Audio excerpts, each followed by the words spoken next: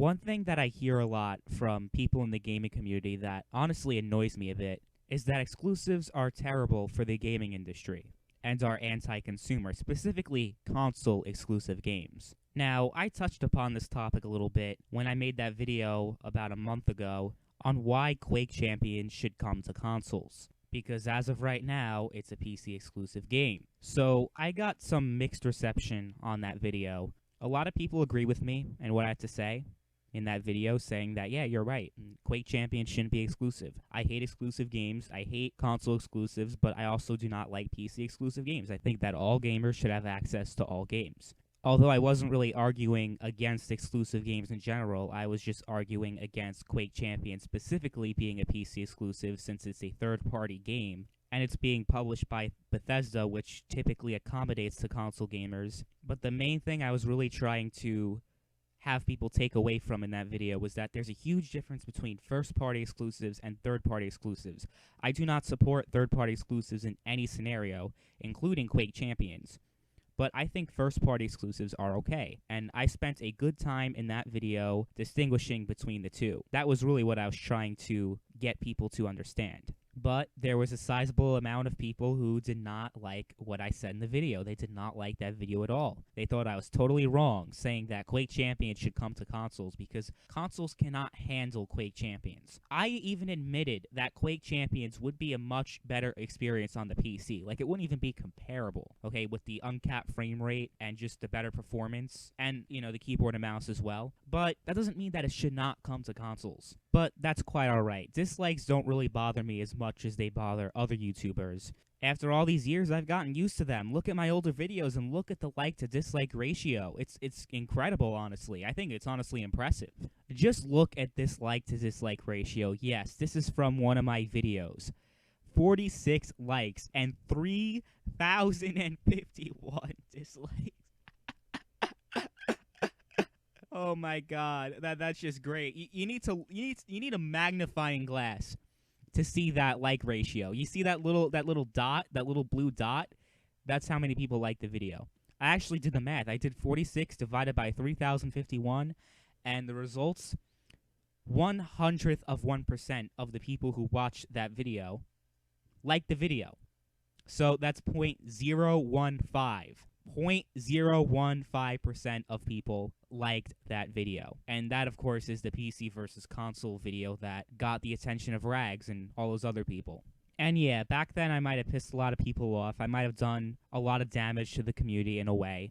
But can I at least be commended for the amount of dislikes that I got? Like, that's got to be a record in the YouTube community for the worst like to dislike ratio ever. I mean, that's got to be up there. I'm being serious too. Like, I can't imagine. Like, find me videos that have worse like to dislike ratios than that. I don't think you can. But the point I'm trying to make is that, considering my past, getting dislikes on a video doesn't really affect me that much. It is what it is. It's really not a big deal getting a like or getting a dislike. I mean, getting likes are better, but if you get dislikes on your video, it's not the end of the world, I don't think. So that's another side thing. I just think it's stupid that YouTubers flip out over dislikes. It's really not a big deal because it doesn't affect your channel in any way. You still get the interaction, you still get the views, you still get everything. You actually get more interaction when your video gets disliked because people want your head on a spike. But the high amount of dislikes on that Quake Champions video, again, didn't really bother me.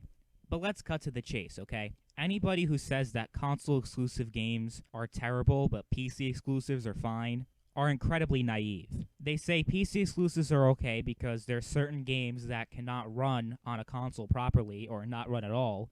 You know, games like Arma and other big, graphically demanding games that just can't run properly on a console. It just can't happen. And I agree with that point 100%. This game would not be possible on consoles. It would not be possible if it was not a PC exclusive game. Except Quake Champions is not one of those examples. Yes, it would run better on the PC, but it's not impossible on consoles like, let's say, Arma is or Star Citizen is. Those games are definitely impossible on consoles, but come on, you think Quake Champions is impossible on consoles? No. But the whole argument that PC exclusive games would not be possible if they weren't PC exclusive, guess what? I could use the same exact argument for console exclusives. Yes, that's right, I can. You know why? Because that would be a true statement to make, that games like Horizon Zero Dawn, games like Uncharted, The Last of Us, whatever exclusive you want to name, would not be possible if it was not a console exclusive. Just not for the same reasons that a PC exclusive will not be possible on consoles, because PC exclusives are not possible on consoles for the most part. I mean, some obviously are, like indie games and other games. But I'm talking about graphically powerful PC exclusive games. That's really when PC exclusive games are truly not possible on consoles, right? So obviously console exclusive games would run better if they were made multi-platform. Mostly because a lot of these exclusives are 30 frames per second, which kind of sucks. But if we're going to have a true, objective, non-biased conversation about exclusive games, we at least have to admit that the games would run better on PC. These console-exclusive games would be better and run better on the PC. Of course they would. But they still wouldn't be possible on the PC. Except the difference between PC exclusives and console exclusives is that console exclusives are only possible on consoles not for technical reasons or graphical reasons, but for financial reasons. Games like Uncharted, The Last of Us, Horizon Zero Dawn, whatever exclusive you want to bring up, those games cost a lot of money to make. And do you know how Naughty Dog is able to fund these huge projects? Yeah, through Sony. Sony pays for these costs. They give them the resources to produce these games. And they would literally not be possible on any other system because these games would simply not exist if Sony did not pay for the development cost of the game. These games are really expensive, and if Sony wasn't there, then the game simply wouldn't exist at all. You need to look at it from that perspective because it's just the truth. The game would not be possible if it was not exclusive. Uncharted would never exist if it was not exclusive. So say what you want about how terrible PlayStation exclusives are, but Sony and Microsoft are creating so many jobs by having these exclusive games because these studios would not exist if they were not exclusive. The development cost would be too much for the game to exist without Sony or Microsoft's help. It's just the truth. But I guess there's some people who would rather have the games not exist at all than for them to be exclusive. Okay, still not convinced that exclusives are good for the industry, that console exclusives are good for the industry. Okay, think of it from this way then. Consoles having exclusive games and exclusive content makes them competitive. And competition is good. It is not anti-consumer. Console exclusives are not anti-consumer like people say that they are. No, they are actually pro-consumer because exclusive games create competition among the consoles and benefit the industry, not hurt the industry. If Sony and Microsoft did not have exclusive games, then you would not have Sony and Microsoft both making consoles. If the PlayStation 4 and Xbox One were released at the same price and had the same exact games, no exclusive games, then why would there be the need in the market for two consoles? There wouldn't be. There would only be one console, and there would be less competition. And I'm sorry to break it to you, but no matter what industry you're talking about, whether it's the TV industry, the movie industry, the porn industry, exclusive content matters. Exclusive content is important in order for competition to exist, because how else would companies try to compete with each other if they just had the same exact thing? And we could use actual examples from other industries to prove this. In the TV industry, CBS, NBC, ABC, and cable networks all have exclusive shows in order to attract viewers. If all of these channels had the same shows, what would be the point of having all these channels existing? What would be the point of having competition then?